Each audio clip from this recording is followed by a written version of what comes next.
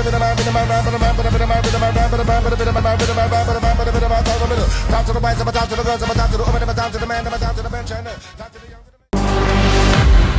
and gentlemen, are you ready? तर खास नोटिसमा परे डाक्टर सीके राउत र हर्क साम्पाङ।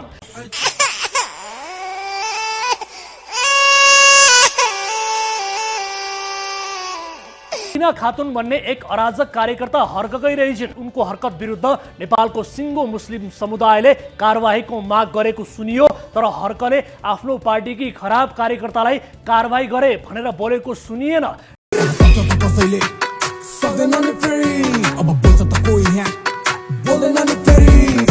एक साधक र राजनेताको छवि हुर्काइरहेका सीकेको असली अनुहार यसपटक छर्लङ्गै देखियो। यिनलाई गङ्गामै लगेर चोबले पनि सुधार आउने होइन रहेछ भन्ने पक्का पक्की भयो।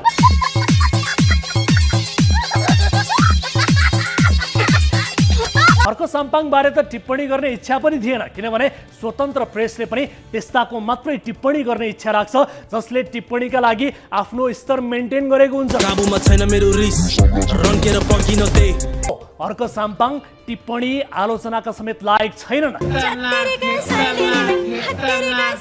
टिप्पणी गर्न लायक पनि नभएको भन्ने कुरा, टिप्पणी गर्न लायक नभएको भने किन त्यो भनेर भनिराखेका। हर्कको नजरमा श्रम संस्कृति पार्टी भनेको उनको प्राइभेट कम्पनी हो। पार्टीको विचार भनेको ढुङ्गा बोक्ने मात्रै हो। जनता भनेको आदिवासी जनजाति र उनको जय जयकार गर्ने कोटरीका एकमुठी मान्छे मात्रै हुन्।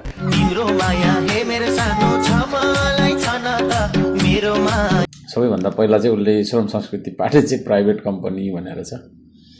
यो प्राइभेट कम्पनी होइन, यो चाहिँ निर्वाचन आयोगमा दर्ता भएको पार्टी हो, जुन पार्टी स्थापना भएको 2 महिनामै होइन राष्ट्रिय पार्टी बन्न सफल भयो।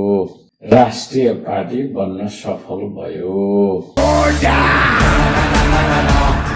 प्रधानमन्त्री हुन योग्य एक मात्रै मान्छे हर्कराज राई हुन्।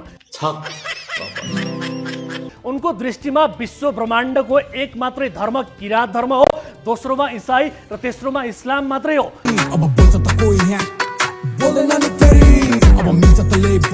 आफै धरानको मेयर हुँदा हिन्दू र इसाई बीच झन्डै झन्डै दंगा मचाइ नै सकेका थिए।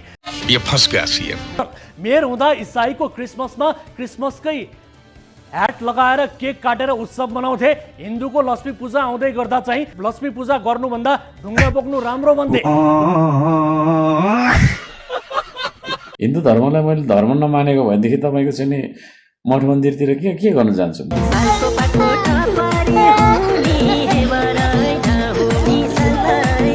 उद्देश्य हर्कको पनि चन्द्र छुने नै देखिन्छ। संसदमा 7 सिट भए पनि आफूलाई प्रधानमन्त्री हुने योग्यताको मान्छे हो भन्ने ठान्छन्।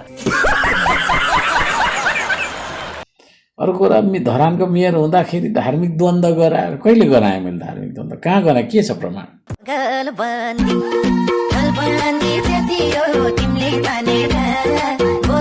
नेता र जोकरहरू बीचको भिन्नता यस्तै सङ्कटको बेला देखिन्छ।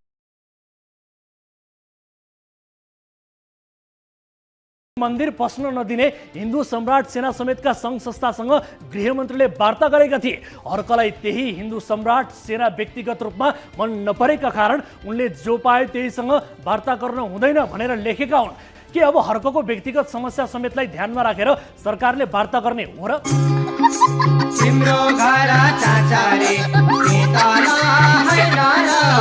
हर्क साम्पाङ टिप्पणी योग्य नहुँदा नहुँदै पनि आज उहाँबारे हामीले केही कुरा बोल्नै पर्ने भयो।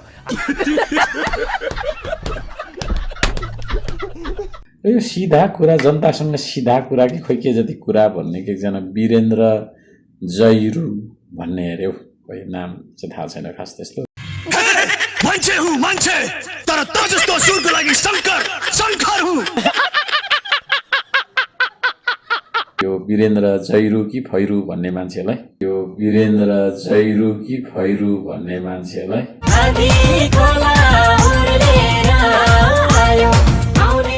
श्रम संस्कृति पार्टीको ढुङ्गा बोक्ने मात्रै काम हो, सिद्धान्त त्यति मात्रै हो भनेको छ। श्रम संस्कृति पार्टीको सिद्धान्त के हो भनेर बुझ्नको लागि चाहिँ एकचोटि ट्युसन पढ्नलाई आयोग हुन्थ्यो,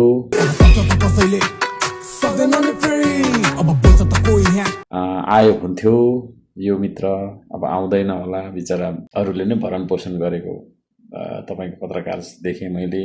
बोतलको पानीले आँखा सन्काई सानीले इज्जत गयो पिउने बानीले। सबैभन्दा ठुलो सम्पत्ति नै ढुङ्गा हो। त्यो ढुङ्गा नबोकिकन बाटो पनि बन्दैन, घर पनि बन्दैन। यो साथीले जहाँ बसेर चाहिँ नै हैन मुख बजाइरहेको छ त्यो अफिस पनि ढुङ्गाबाट नै निर्माण भएको छ। पानीको पात माया तिमीलाई सम्झन्छु दिनको रात मर्स्याङ दिस। ढुङ्गा नबोकेर चाहिँ के तस्करीको सुन बोकेर भन्छ त त्यही।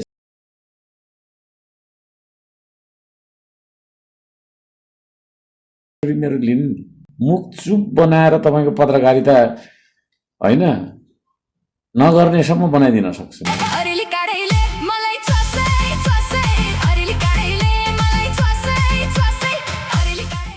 साथी रहेछ यो कुन चाहिँले कति पैसा दिएर उ गरे अब पनि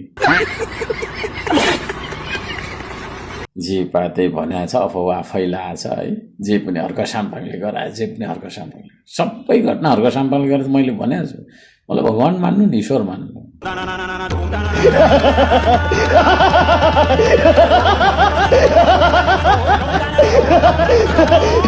पानी पर्दैछ म हर्क साम्पाङले गर्दा भएको हो भन्नु।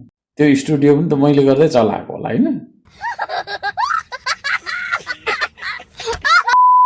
पत्रकार हो, कुनै दलको कार्यकर्ता हो तपाईँ, त्यसले गर्दाखेरि त्यो दलबाट परिचालित भएर अर्को साम्पाङलाई कसरी चाहिँ के गरौँ भनेर चाहिँ तपाईँको त्यो टिममा आबद्ध भएर यातायात गरिराख्नु भएको छ। छोडिदिनुहोस् है, तपाईँको आत्माले तपाईँले थुकिरहेछ हौ।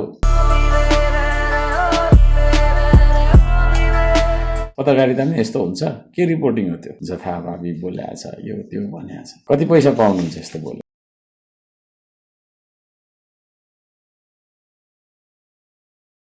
दलहरूमाथि प्रश्न उठाउने हाम्रो धर्म थियो। प्रश्नको जवाब साम्पाङले 9.5 मिनेटको भिडियोमा दिनुभएको छ, जसमा उहाँले कसले कति पैसा दिएर मलाई प्रश्न गरेको भन्ने प्रश्न 5 पटक र आफ्नो इन्टरभ्यू लिन आउनु भनेर 5 पटक भन्नुभएको छ। पालो हर्क साम्पाङको जेन्जी आन्दोलनकै बेला देशको प्रधानमन्त्रीमै दाबी गर्न धरानबाट काठमाडौँ आइपुगेका हर्कले पार्टी खोले, चुनाव जिते। उनको श्रम संस्कृति पार्टी राष्ट्रिय दल नै बन्यो, तर उनको छवि जातीय धर्म विशेष र मुडेबलभन्दा माथि उठ्न सकेन। पहिलो कुरा त हामी कसैसँग पैसा लिएर कसैको विरोध वा समर्थन गर्दैनौँ। सिधा कुरा, जनतासँगले आर्थिक कारोबार गर्दैन। हाम्रो क्युआर कोड पनि छैन। अब रह्यो कुरा तपाईको जवाफले पत्रकारिता सकिने, यसमा हामीलाई कुनै चिन्ता छैन। एउटा पत्रकार, एउटा सञ्चार माध्यम बन्द नै भए पनि फरक पर्दैन, अर्को खुल्छ। तर देश र जनताको भाग्य भविष्य बन्द हुन भएन। एउटा पत्रकार बिग्रे, एउटा क्षेत्रमा अलिकति धक्का लाग्छ, तर एउटा दल, एउटा नेता बिग्रिँदा हजारौं निर्दोष नेपालीको बलि चढेको तपाईँ हाम्रो आँखा अगाडि नै छ।